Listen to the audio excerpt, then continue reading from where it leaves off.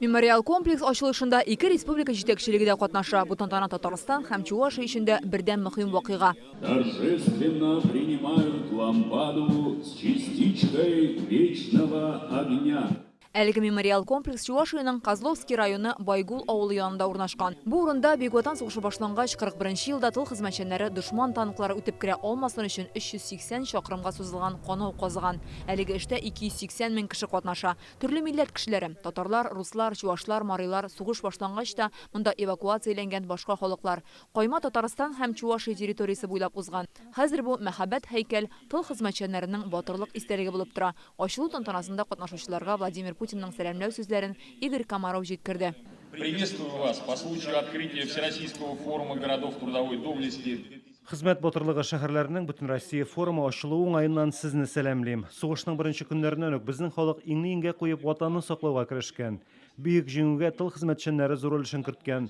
Казан каймасы һәм Сурск оборончыгы Чувашия аша уза. Бу батырлык истәлегенә бүген яңа мемориаль комплекс ачылды.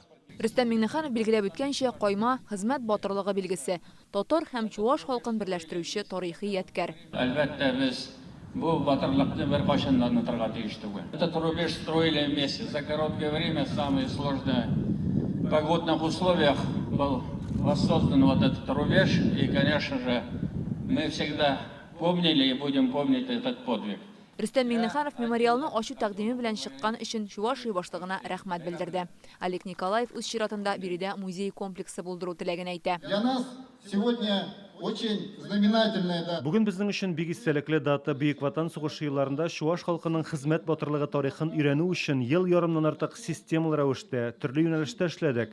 Һәм бу мемориалны ачу мөһим вакыйгаларның берсе. Чувашского народа в годы Великой Отечественной войны. Монумент 5 өлештән 4 метр ярым биклектәге 38 металл стелладан торган һәйкәл. Һәр берсе 10 чакрымлык саклану корылмасын символлаштыра. Үзәк буенча мәңгелек ут, район, шәһәрләр билгесе төшерелгән 26 гранит стелла урнаштырылган. Ачылышта күрсәтелгән театральләштерелгән тамаша ул чорга алып кайткан сыман. Кайманың төп төзүчеләре балалар һәм хатын-кызлар булган. Земляки – это сила.